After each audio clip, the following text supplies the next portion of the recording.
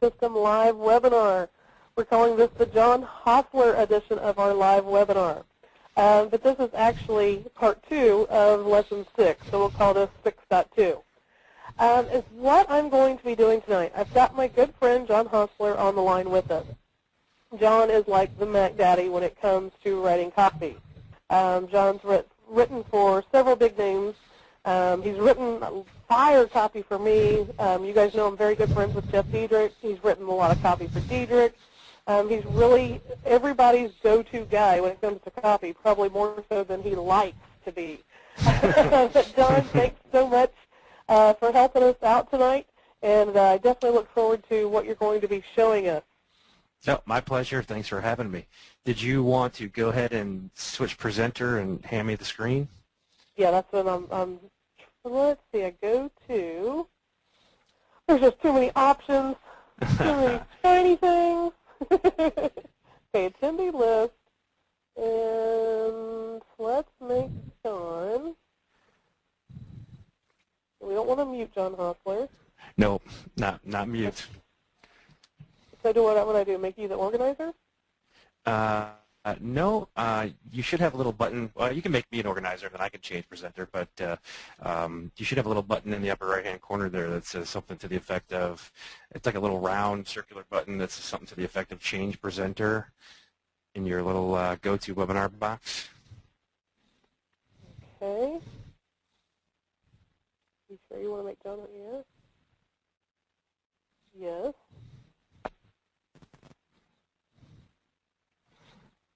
There we go. Did that give it to you? Yep. Yeah. Can you see my screen okay? Can everybody see John's full screen there?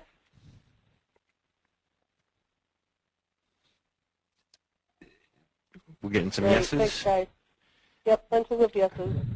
Okay, great. Well, again, I appreciate Liz having me on the call. As Liz mentioned, we are very good friends. We go back quite a ways. I have done copy for Liz and for our mutual friend Jeff Diedrich and for a bunch of other people. One of the things that I normally don't like to do is I don't like to talk about copy. The reason that I don't like to talk about it a heck of a lot is because it's one of those, like, you know, you get kind of the glazed over look in the audience when you start talking about it because it has all those boring acronyms like AIDA and NLP and this and that. It's just like one of those things, unless you're a copywriter that's really into this stuff, generally speaking, it's kind of boring. It's not real flashy. It's not like those bright, shiny objects. So I don't like to talk about copy in that regard. Where I do like to talk about copy, I'm going to do something for you tonight, and I'm not even sure Liz may have made up this name for me, and in a drunken stupor, I thought maybe I made it up, but I've kind of devised this little approach to copy that is really designed to kind of help people that aren't copywriters or don't perceive themselves as copywriters to be able to create very compelling sales letters, or at least get a real good kickstart to a good, solid sales letter. And I call this process chunk copy. So again, I don't know, Liz may even have created this for me, so if that's the case, and I don't remember, let's give her the props for that, because it's a great name for it, and you'll see why here in just a few minutes. So what I'm going to do is I'm going to actually kind of go through this chunk copy process and lay out a sales letter for you. And then once it's all done, actually, Liz, I think if you haven't done so already, you're going to give everybody kind of the chunk copy template that I create so they can all use that. Is that correct? That's correct. Okay, excellent. So yes, I'm going to go through this process here and show you how chunk copy works, how you can use it to write real quality sales letters for yourself, and I think you're gonna be excited when you see how it makes it just easier to kind of break through the barriers that a lot of us like to put up for ourselves when we're trying to write sales copy. Because I know for a lot of people, I mean, even for me as a copywriter, there's just times where it's like I feel like I would much rather be shaving with rusty nails than trying to write a sales letter. So I know for a lot of folks, it's one of those just, it's like procrastinate, put it off, or whatever, because you just don't like to do it. So hopefully this makes that process just a lot easier. And also hopefully when you have this template at the end of the day, way, you're going to find, wow, it's just, this just shortens the time span, shortens the turnaround time to writing a quality sales letter. And then once we're done with that, Liz has a sales letter for I believe a PLR product, and I think she's been talking with you guys about how to turn PLR into your own products. And I'm going to go through and kind of taking some of the chunk copy things that we've talked about initially, that we're about to talk about. I'm going to go through the sales letter that she's got and kind of implement some of these things, these techniques, these tips, these tricks that we'll be talking about here in a few minutes, and show you how you can turn an actual letter, PLR letter, into a working sales letter for yourself, doing this process. So that's kind of the agenda, if you will, and hopefully this is something that you guys are all going to find very beneficial. Okay. If you can stay awake through it. I like to tease John about talking about copy, but I'm telling you guys what, I really want you to pay attention to what John is saying tonight. And the number one reason is because he's basically teaching you how to sell more stuff. That's what being able to write copy equates to. If you get 1 billion people to your website and you don't have copy that can convert at least some of them into buyers, then you're not selling anything. So that's why I've brought John on here, and that's why it's very important that you listen to him so that you can write that copy that's going to make you money. And I also want to say, guys, I am pulling John in as a favor. John is not a go-to guy. We have a couple of other different copywriters on the forum that can help you. If you want to go to John, I don't know if he charges for copy, but he will charge you even just to talk to you, and he has to do that to keep people like me from coming up to him going, oh, will you critique my copy?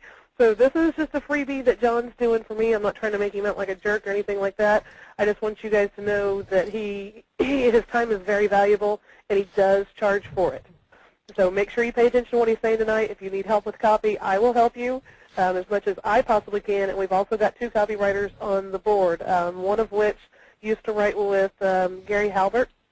And then the other one has written for people like Stephen Pierce and Lisa Diane. So they're both, really good copywriters. I just brought John in because I know him very well. I know for sure his copy converts, and he's showing us this really cool tactic. Okay, I'll shut up and let John do his thing. All right, thanks. So I guess before I really kick into this here, to reinforce something that Liz said, and this may be something you guys already know, but it's just such an important aspect of your overall marketing process. If you're going to have an online business and you want to generate sales online, your copy has to be good. Some copywriters might even go so far as to say that your copy is more important than your product. And while certainly you have to have a good product, because if you have a bad product and people buy it, you're going to experience customer service issues, and you're going to experience refunds and chargebacks and all that nasty business. But if you don't have good copy, no one is going to know how good your product is. It's just that simple. So the better your copy, the better your sales letter, the more people that will buy for you, the bigger your list will grow, and the more sales you'll make, the more money you'll make, et cetera, et cetera. It's a great happy cycle. So that's why this stuff is so key. All right, so let's get to chunk copy. So when I start out, I actually I will take the graphics that I get from my designer, and I'm using a plain template here because I'm not working on a specific product, and I didn't want to reference any specific product here, so I just use one of my plain templates that I had my own designer create for me, and this will also be, I believe, included for you in that or later on, so you'll have a template just like this that you can use anytime. But what I will do is I will take my graphics from my designer, and I'll go ahead and open up my sales letter, my kind of the initial blank template that my designer sends me right in Dreamweaver. And, Liz may be talking to you about a different editor. I think she likes Coffee Cup, whatever editor works for you. But the reason that I do this is because conversions is not just about words. It's about look and feel, too, and that's part of some of what we'll get into this evening. When people first click a link that takes them off to a web page, whether it's through an email or through pay-per-click or whatever, the first thing that they do is they look at it, and that's an important distinction from reading it. you got to get people going from the look phase to the read phase.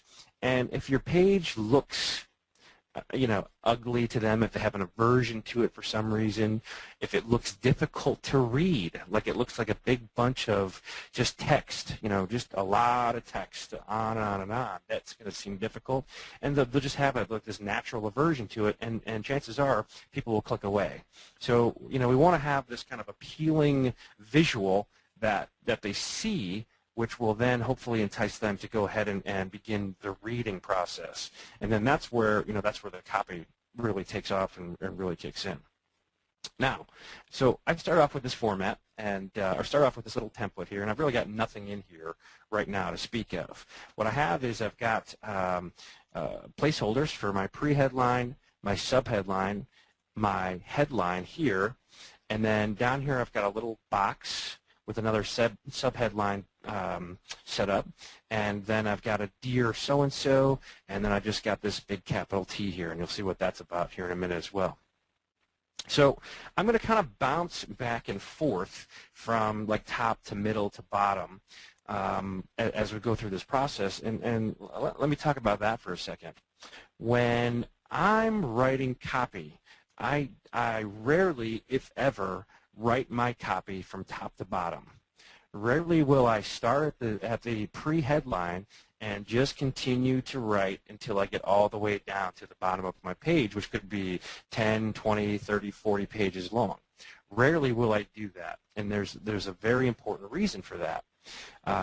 The top of your page, this part, is extremely important because this is what grabs the attention of the reader. And the bottom of your page is very important because this is where we'll have a call to action. And a call to action is critical because that's where you're asking for the sale. So do I want a weak, lame, low-key, worn, tired call to action? No. And that's what I'm going to get if I write top to bottom for 10, 20, 30, 40 pages.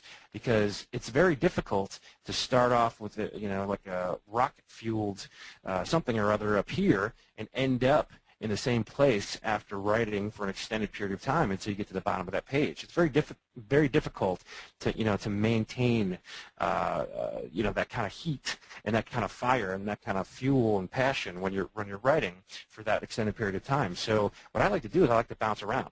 So I'll start up at the top and then I'll come down to the bottom, and I'll be adding in my copy as I do that. So that way, if I start up here top, I put in something great, and then I come down here to the bottom, this call to action, as we'll see laid out here in a minute.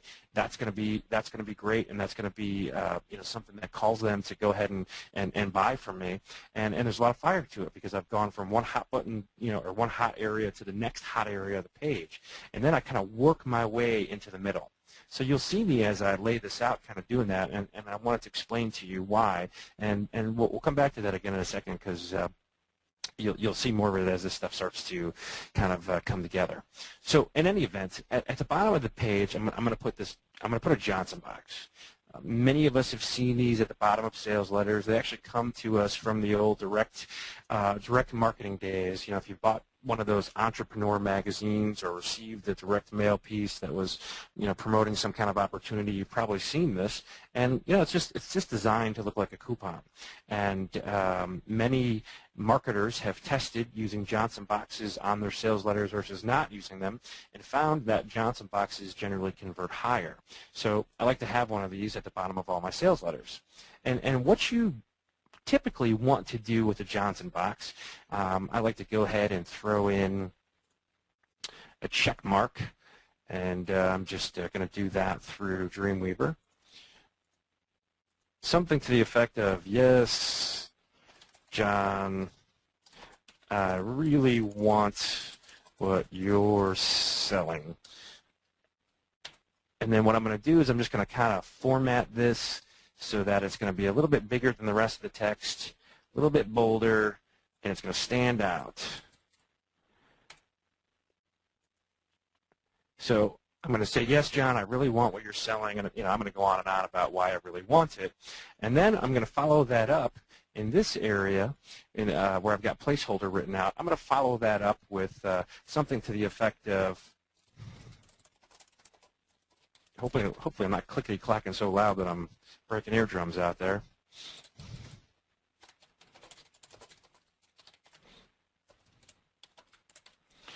Then I want to follow that up with something to the effect of, I understand that by acting today, I'm going to receive this benefit, that benefit. You're going to solve my pain this way. I realize you're going to solve my pain that way. And then maybe I might even bullet out, what's in the offer. And when I'm laying this out, which is what I will generally do before I start writing the copy, I'm just going to prepare myself for this stuff so that when I actually get to the writing of a copy, it's just kind of like plug and play for me. I'm just starting to fill in the blanks, so to speak.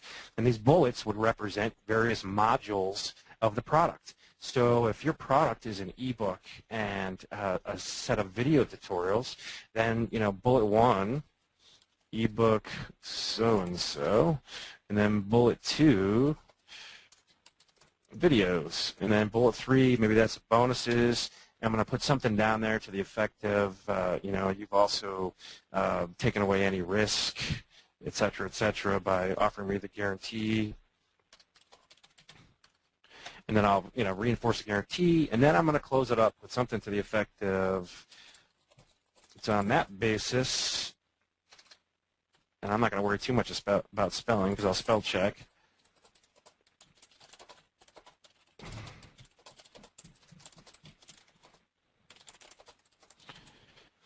So I'm going to say something to the effect of, it's on that basis that I'm entering my credit card details and clicking the secure order link or order button below and placing my order. Something along those lines.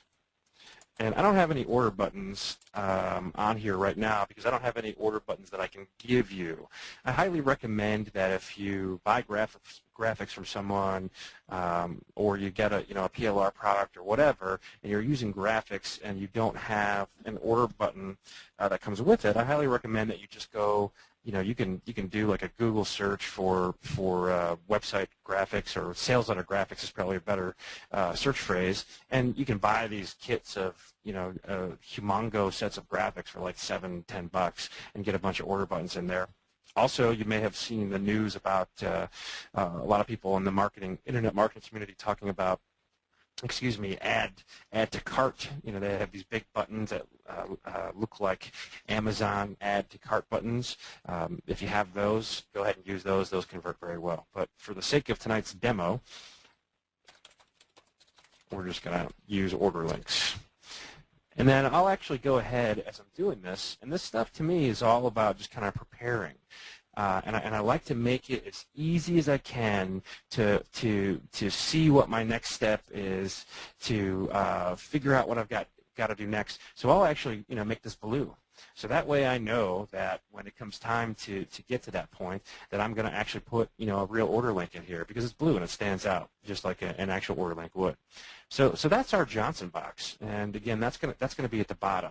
What I like to do over the Johnson boxes is, you don't do this if you don't have a guarantee, but most of us are using guarantees, is I like to say risk-free acceptance form. That's what we're calling it. If you don't have a guarantee, which I do highly recommend, then maybe you'll just call it acceptance form. Either way, that's what we're going to call it, and that's what I've got at the very bottom. And I'm going to do some spaces down here, and I'm just going to copy this text and drop it here so we don't have to do a whole boatload of formatting. And as Liz will probably tell you, I am not an HTML guy. I just use the editors, so I'm always formatting through the editor. So above the Johnson box,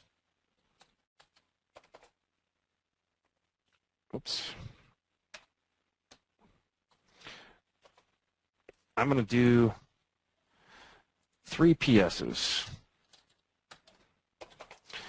I like to do 3 because in this top PS, I'm going to reinforce the pain they are experiencing and how this product will solve it. In the next one, I'm going to reinforce the guarantee. And then in the final one, this might be a good place for, say, scarcity or urgency, or, again, go ahead and reinforce the benefits of the product, how it's going to, take care of their pain. One thing I will say about copy is that repetition is not a bad thing. A lot of people try to avoid being repetitive because they feel like they're just saying the same things over and over again, and they don't want to bore their reader, or they don't want to seem like they can't come up with something new and exciting to write about. But the reality is that in copy, repetition is a good thing. It's kind of one of those subconscious mental barrier scenarios where you're breaking down these mental barriers, and the more people are seeing something that's repeated, the more they're kind of almost buying into it and agreeing to what you're saying. So if you reinforce or repeat specific benefits of the product or how it'll solve the pain or the problem that your reader, that your website visitor has, if they're more apt to believe it, that if they've read it multiple times. So that's not to say just take this, the same paragraph and copy and paste it and copy and paste it and copy and paste it. What I'll often do is if I have a benefit or a set of benefits or some things that I'm looking to repeat throughout my copy, I will copy and paste them, but then I'll come back and the second time I'll just tweak it. I'll kind of like it's spinning an article almost. I'll just reword it a little bit, and the third time I'll come down and do that, and then oftentimes I end up doing it down here again too. So that's what we've got above the acceptance form.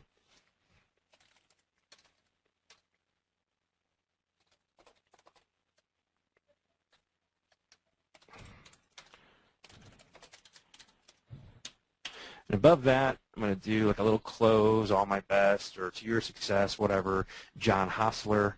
Obviously, that's going to be your name.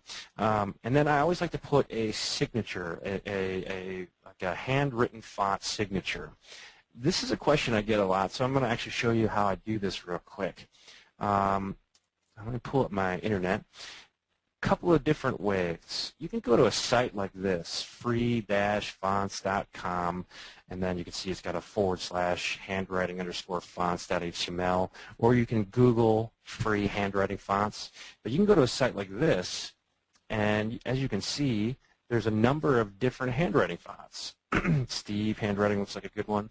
And what I'll do is, depending on who I'm writing for, is I'll search for one that's that makes sense for whether I'm writing from a female's perspective or a male's perspective. Like this one obviously looks a little bit more feminine than say this one or this Steve handwriting or whatever. So I'll pick one that I like. So you can get that, like I said, at this site here, free-fonts. Or some people really dig this V-letter writer. So this is a software application you can, I think, download for free. It comes with a couple of free fonts, and then you can get like a whole slew of handwriting fonts from them for $150, or you can buy them, one-offs at $30 a pop, where you just find a font that you like there and you buy these one-offs at vletter.com. And this actually is its own little app where you can create little things, like little notes, or you can just do a signature or whatever, and then you save that image and you resize it and use that image. But the way that I do it is I get these fonts, and I'll just go into Photoshop. You can use GIMP too, for example. We don't want that. And I'll just do new. I always call it a SIGI. And so I'll just start a blank box up here. I'll go into my text and just create a text area, and then I'll just go ahead and put in some letters so I can see what the current font that's showing up in Photoshop is. If it's the one that I want, like this one, Jerry's handwriting, that's what I'm going to do today. Great. And if it's not, then I'm just going to scroll through here and find the handwriting font, because I've got a ton of different fonts and handwriting fonts here in Photoshop. But I like this one, so I'm going to go ahead and pick it. And then I'm just going to go ahead and crop out the signature by itself, and I want the image to actually not be much bigger than the or I want the canvas rather, which is this white part, to be not much bigger than the image itself. So that way, when I'm centering it or left justifying it on a page, that way it looks like it's a natural fit and not like it's got all this space around it on the left, right, or top or bottom. So then I'll just go ahead and save this, and let's pick our files that we're using. Webinar, chunk. I'm going to save this as a JPEG. I'm going to call that siggy.jpg.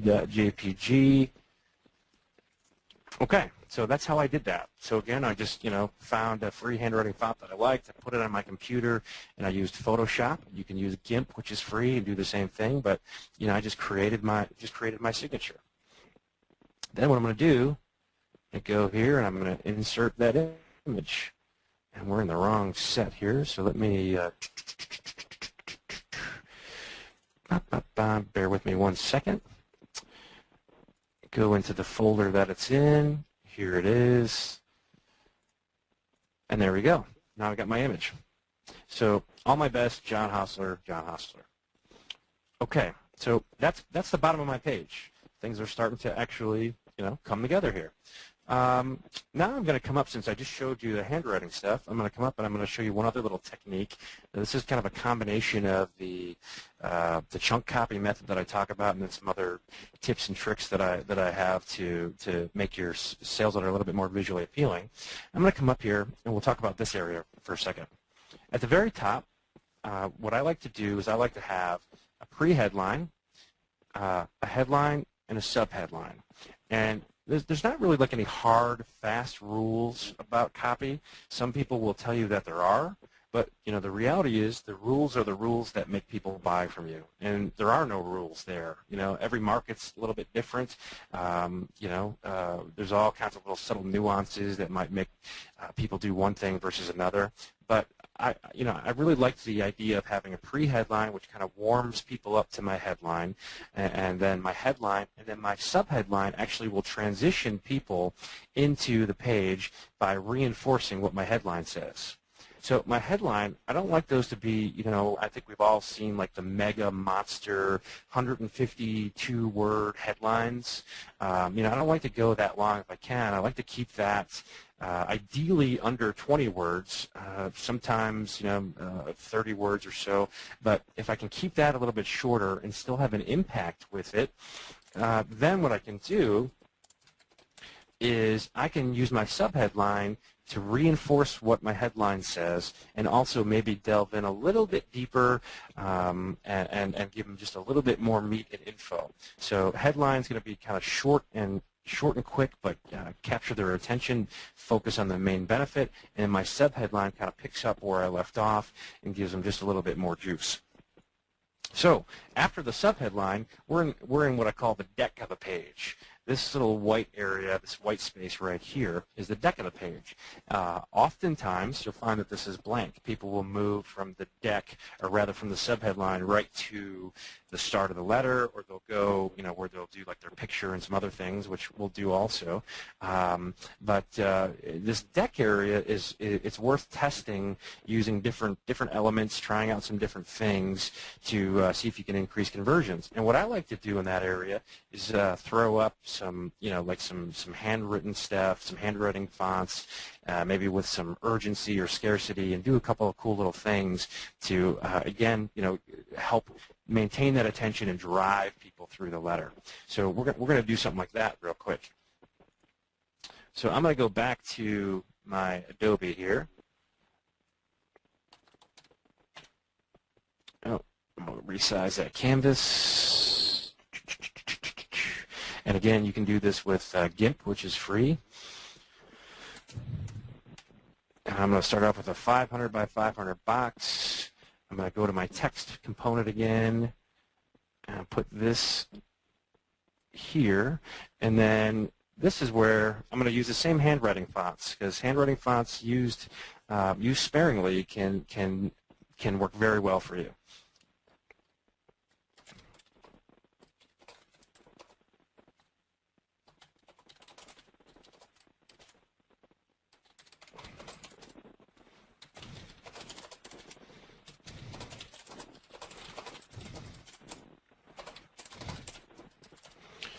So that's a similar, whoops, that's kind of a similar, I'm sure we've all seen something along those lines in terms of urgency.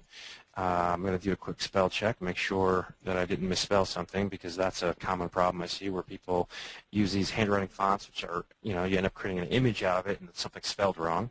So I'm going to spell check it, make sure all is kosher there, and then I'm going to go ahead and do my cut like I had done earlier, my crop rather, and save this.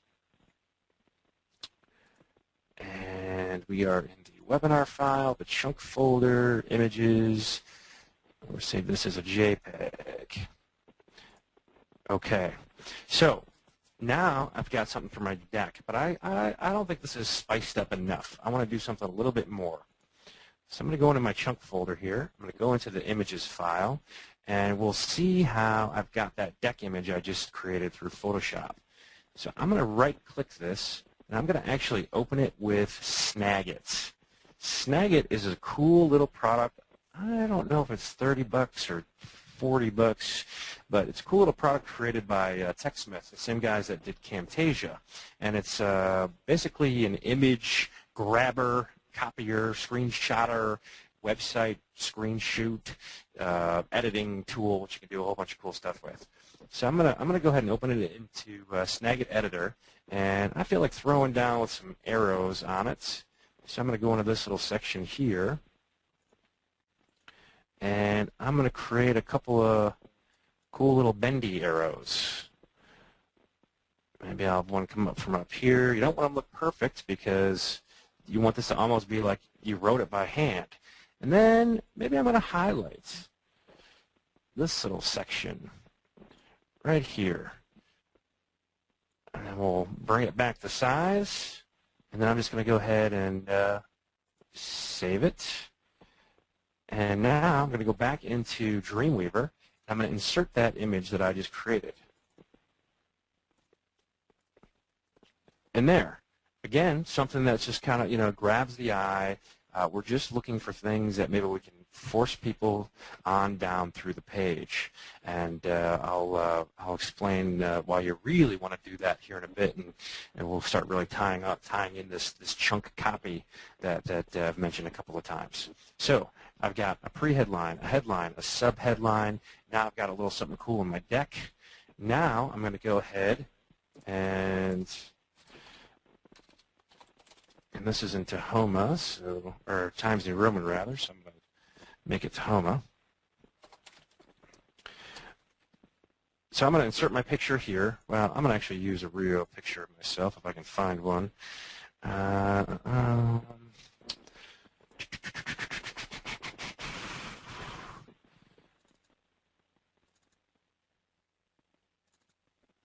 Some of these are going to be pretty lame. Oh, there we go. My Simpson avatar. People love that. So I'm going to put a real picture of myself up here. Obviously, it's not this one, but I'm going to put a picture of myself up, and I'm going to put a little horizontal space on it, and I'm going to make it default to the left. So what that means is that any text that I put, this picture is going to be left of that text. And then what I'm going to do next to that picture, and this is going to look a little bit odd because the picture is so small, but I'm going to have a date here, and I'm going to use a date script, and then I'm going to have a from. I might have an RE after that, so you clearly want to use a bigger picture than I've used here, but I'm not going to go back and do that just for the sake of time here this evening. Date script, just to reiterate, this is you can find little JavaScripts that will allow it to say today's date, or you can set it back for 4 days in the past. You can test that out. I've heard people say that like 4 days previous or 3 days previous are kind of like the best days, so people think they're updated sites, but not necessarily a script. But regardless, you can just insert a date script over this date here, put from, and then the RE. That's going to be your benefit, your biggie benefit. And then we're going to put our signature image down there again at the bottom. And just get to that folder. Oh. There we go. So we're going to have this picture, which again is going to be bigger, and it's going to be to the left, and all this stuff is going to be to the right. It's also been shown that using this up towards the top of the page here or up right here below the headline, like off to the right, has been shown to improve conversions pretty dramatically for folks. And these are kind of like just little simple things that you can do. I guess, you know, it kind of legitimizes for the reader. You've got your picture here, so it's showing that, hey, there's someone behind the scenes. And then you've got a handwritten signature, which just isn't, you know, it doesn't look computer generated or it doesn't look like it was typed out. Again, adding to the legitimacy of what's going on behind the scenes here. So this is the top of our page. Pre-head, head, subhead, deck, and then we have this little area with a picture, a date, the from, the RE, and then the signature. Now we move into the next section, the next chunk. And now I think it makes sense to explain what this whole chunk thing is all about. What I like to do is I like to try to break things down into I guess I just like to make things really simple. You know, in my mind, starting at a very basic level and having things very simple really helps me to accomplish my objectives. You know, like when I look at success of my business, I break it down to product plus traffic equals sales. It's very simple. When it comes to copy, I'm looking at this as, you know, I know that a good conversion rate is 3%. Anything above 3%, like 3%, 4%, 5% or higher, that's really, really good. I know that 1% is basically the industry average. So how do we get there? And that's what I'm thinking about as I'm putting in these chunks. If we have 100 people at the pre-headline, I want 99 people at the headline, 98 people at the subheadline, 96 people here at this section, 94 people here at this section, 90 whatever here at the open, which we're going to talk about. And as we continue on down through these sections, because they're all sections, they're all chunks, you know, like this is a chunk, and then this is a chunk, and then this is a chunk, and this will be a chunk. This thing down here is a chunk. I want as many people sticking to those various chunks as I can as we move down the page and ultimately end up at the order button.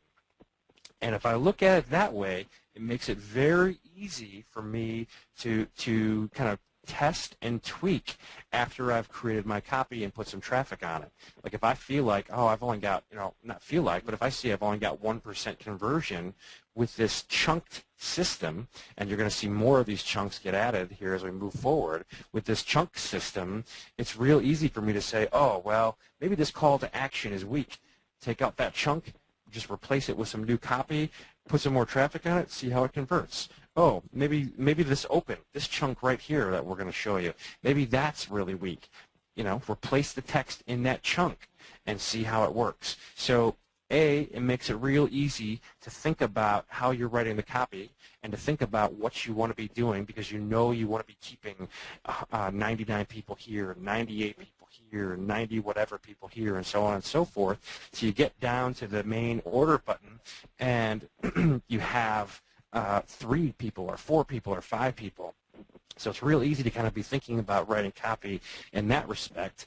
And additionally, when you're doing the testing and the tweaking and so on and so forth. Okay. So with that said, here we are. We're at the open chunk. I'm going to start it off with dear so-and-so, you know, dear friend, dear marketer, dear whatever. I'd like to do that. I found that using dear and some kind of reference to them helps conversions, albeit slightly, and so I generally will do that. And then I'm going to open up my initial paragraph with a drop cap. Drop cap, you'll get the template, so you'll have one already in place where you can just replace it with whatever letter you want. But a drop cap is actually something commonly used in magazines, and the reason that it's used is because people read left to right. And the drop cap, as you'll see as I type some stuff out here, is something that pretty much takes up like the first paragraph. And the way that people work, when their eyes see that drop cap, they're drawn to it, and it almost forces them to read that first paragraph.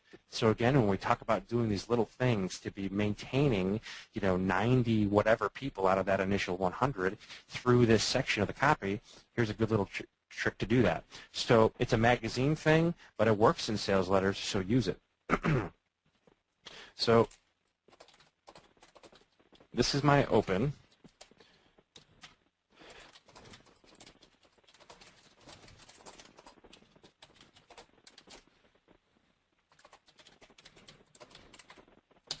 So this is my open, and a good way to start these off if you're kind of having a problem in this area or not sure what to do, a good thing to do is you need to know your market, obviously, and a good thing to do is to talk about the specific pain or issues or problems that this particular market is having. So, for example, if this was a make money product, maybe you're talking about, how tough it is to work a 9 to 5, bumper to bumper traffic. You're just talking about some of the issues, some of the prominent pains that these people are having. Maybe it's, they're living paycheck to paycheck is always a good common one that you see in that situation. But, you want to address that pain and that problem right off the bat, and that kind of relates to the reader that, hey, the person behind this knows me, knows what I'm about, knows what my problems are. And that's immediate, that's initial, that's exactly what they're saying right off the bat.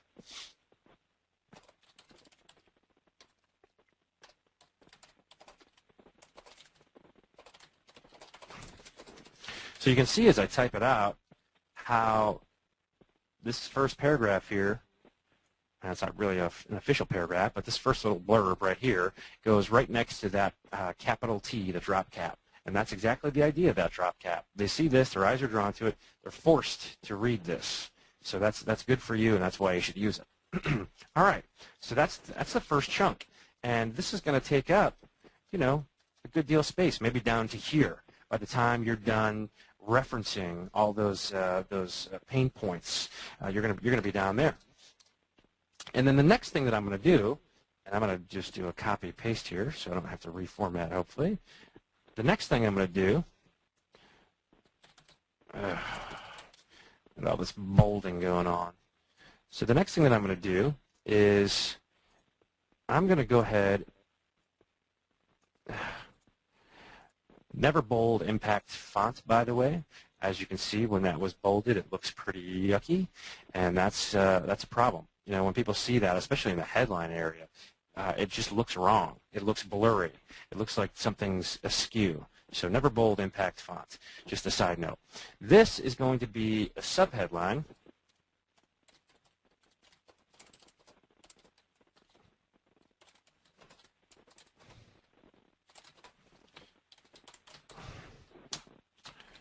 I call them the imagines. So the imagines are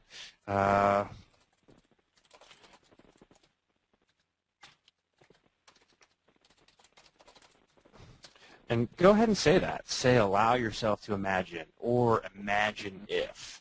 And what you're going to do is you're going to, remember up here in the open, we said, okay, these are your pain points. I know your pain. I feel your pain. This is the pain, et cetera, et cetera. Here in the imagines, what you're going to do is you're going to say, allow yourself to imagine life without that pain. Allow yourself to imagine your day in a way that is opposite of your pain. If it's an acne issue, imagine if your pimples miraculously disappeared overnight. If it's a make money product, imagine if you never had to wake up to that annoying alarm clock again. Imagine if you could tell your boss to pound sand. Imagine, imagine, imagine. Now, what you want to do in that imagine section, in that imagine chunk, is you want to be somewhat generic. You want to give them things to think about, but you don't want to put your interpretation of their life into the copy. Perfect example of people that do that. Probably we've all seen sales letters that say something to the effect of, picture yourself driving a Ferrari 6000 in bright read, pulling up to your mansion in Costa Rica after you've traveled to Fiji for 7 months, et cetera, et cetera.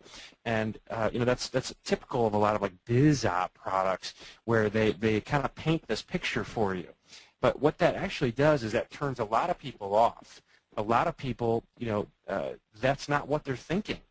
For example, if my neighbor had a ton of extra cash, my neighbor would stockpile that cash, probably buy a ton of paper towels because they have millions of rolls of paper towels in their house, and then put money away for college for their kids. That would be their imagine. So you don't want to lead them down a path that you would take if you had, this solution in hand. What you want to do is get them thinking about what life would be like for them without that pain or without that problem. So just something to be thinking about there. But these are the imagines. And then, maybe close that off with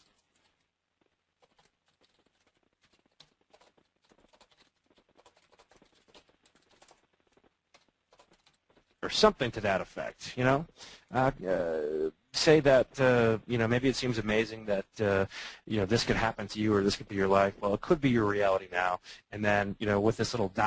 these are ellipses. This is, I am totally not a grammar guy. And I guess this is something that's rather important to talk about when it comes to copy as well.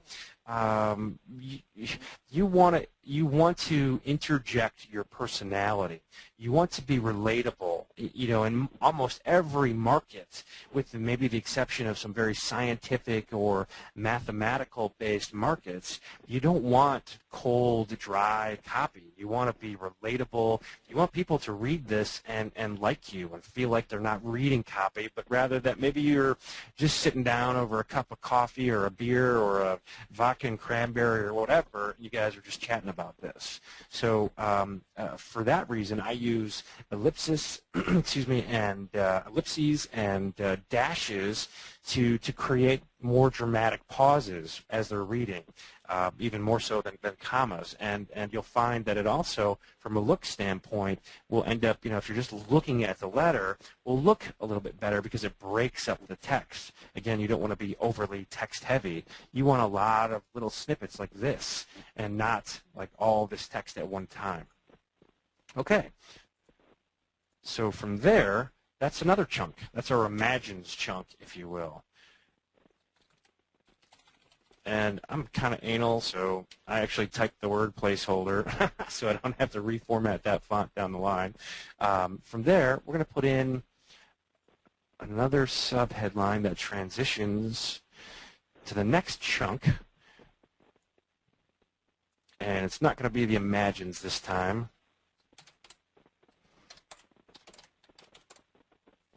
To the legitimacy. Let me step back here for a second. When I say transitions, when I say the subheadline should transition, you're going to find that people that read sales letters, by and large, unless you've got a sales letter that's so mind-blowingly kick-ass that it just captivates them and reads like a Stephen King novel or insert your favorite author. Unless you've got a letter that reads like that, most people are not going to read top to bottom. They're not going to start up here and go through the page. What they're going to do is they're going to see this and maybe this, and they're going to get maybe semi-excited. So they're going to look at this, and then they're going to start looking at these subheadlines, and they're going to start scrolling through. So, and we're going to be having more subheadlines as we add more chunks to this template here, but that speaks very highly of what you want to do with these subheadlines. You want almost the ability to have these subheadlines tell the story of your copy by themselves. So that if I started up here at the headline and I was a scroller, but see how these subheads really stand out at me. If I read down and just read the subheadlines, I might have a pretty good idea of what's going on behind the scenes, what's being sold, what the opportunity is for me, whatever. So that's something you want to bear in mind. Kind of tell a little bit of that story through this, and a way to do that is to, when you're at this subheadline here, maybe briefly kind of recap an important point up here, and then transition that down here with something like, but your life could be different now because ... an ellipsis, a nice way to pause, and then lead them into the imagines. So while I didn't give you specific copy to use there because every circumstance is different, definitely make sure that you have good transitions from one chunk to the next, and try if you can. It's not always easy to do, and you don't have to necessarily do it for every subhead, but try after you're done writing, going back and just looking at your subheadlines and asking yourself, do these kind of tell the story of my copy if that's all I read? And that's something very valuable, because if it does tell that story, you're probably going to find higher conversions. Okay, so with that said, the legitimacy section, the reality is what this really says is, why listen to me? I mean, that's what you're doing. You've expressed that you understand this reader or this visitor's pain. You've given them, hey, what if your life was like this? So now you want to tell them, why would you want to listen to me? Why would you want me to help you? Why am I the guy or gal that can help you? And that's what this is all about. So you might tell a little bit about, you might put a little backstory about yourself here. I'm sure everyone's got different markets, but you want to tell a little backstory possibly, or you want to talk about your experience, like a little bit of a resume scenario, but not resume bland. You want this to be compelling, but relate. This is where you really start relating to the reader. Something that we often all probably see or probably have seen is, I was where you were. I was once where you are today. 2 years ago, I was here. 3 years ago, I filed BK, had a foreclosure, got my car repoed, and here I am, with a 7-figure business. Whatever. I mean, that's kind of what you're looking to do here. Get the reader relating to you and looking to you as an expert. And then what it also is a good place to start doing is transition into the product. And we're going to do another subhead here. And this is going to be the product intro. Oops. Product intro. And that might be something, that's where you really say, literally, introducing XYZ, introducing that product. I mean, that might be your product intro, maybe if you want to put a little bit more behind it, it's certainly up to you, but, that's where you're going to introduce your product. And from there, we're going to go ahead and just do a copy-paste. I'm going to bring in my trusty Johnson box, delete out this yes. So here in the product box, let's see if we can get rid of this. There we go. So here in the product box, in this upper left-hand corner, I'd like to put e-covers of my images. I don't have one here because, this is just a faux scenario, and you saw what I did, so I'll just make myself the, oops. I'll just make myself the product. Put an e-cover of your image, a good-looking e-cover. Not of your image, rather, of your product or of this module. So if this is the ebook component of my product, then this is going to be an ebook e-cover, and then a little bit of a title.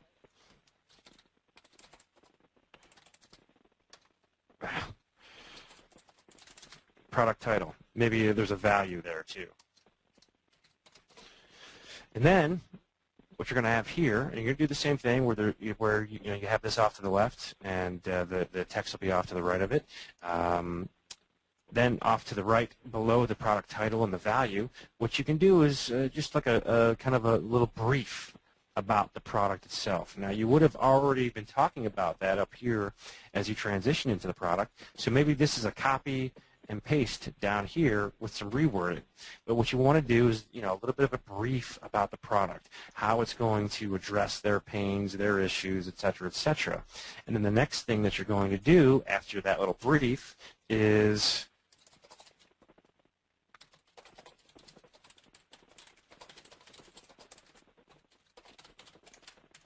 and here's a small fraction of what you'll discover.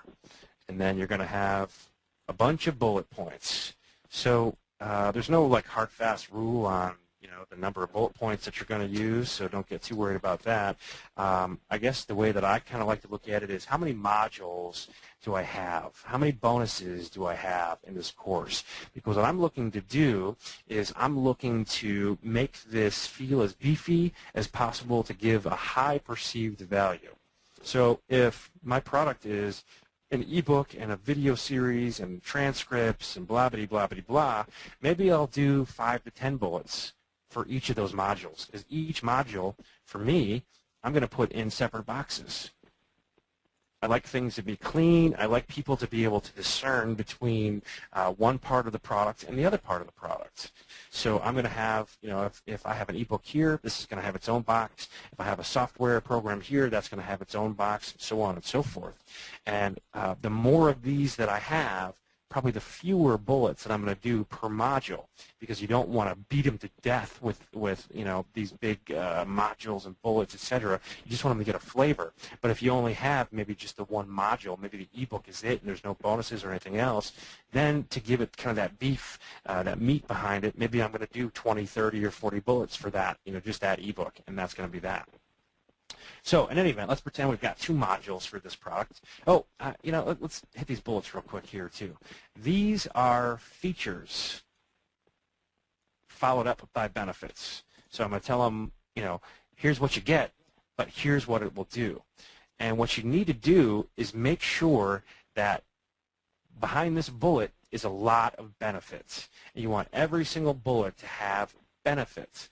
Now, one thing that people often do is they confuse features and benefits, especially when they're writing about their own product, because what they're thinking is, oh, it's got this whatchamajiggy, and it's got that whatchamajiggy, and it's got this whatchamajiggy, and these are great things, so everyone that reads this is going to see how great they are, and they're going to absolutely love it. Well, that's not the case. People truly don't care. They don't care about what you think is awesome. Benefits are what people care about. And I'm sure you probably heard that a lot. But if you do have a problem kind of distinguishing between features and benefits, little analogy that I kind of use for some folks is this. My home has heating and air conditioning. That is a feature of my home. The benefits of that heating and air conditioning is that in the wintertime, my home is toasty and warm, and in the summertime, my home is cool and refreshing. So feature, heat and air, benefit, toasty and warm, cool and comfortable is the benefit. So if you have trouble, kind of think about that a little bit, and maybe that'll kind of get you thinking in the right direction. All right, now back to this. This chunk, the product intro chunk, I've got 2 modules. So here's what I like to do. If they've gotten to that point in my page, chances are there's at least a little bit of an interest in what I've got to say, what I've got going on, what I'm all about, what the product's about, whatever. So what I'm going to do is I'm just going to put an order link there. Now, you can do this a couple of different ways, and I would say test it out, and I might be having a formatting issue here, but we'll just leave it that way. Test it out different ways and see what works best for you. Sometimes what I'll do with this order link, and it'll say something to the effect of click here to start now, click here to secure your copy now.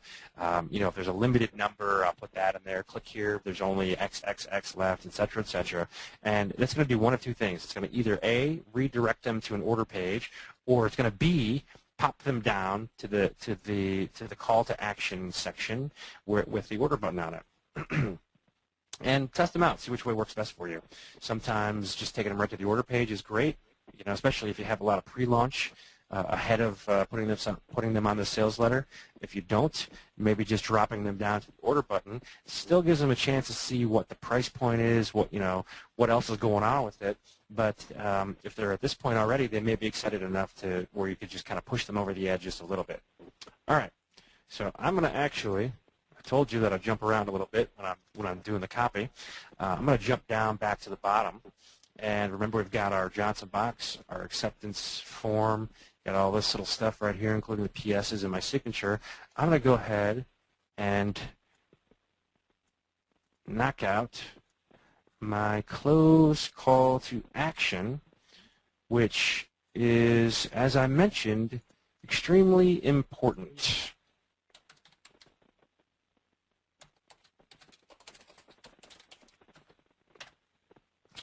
In the close call to action, you are asking them for the sale. And a lot of people, in their minds, the close call to action means just putting an order button. I mean, how often have you seen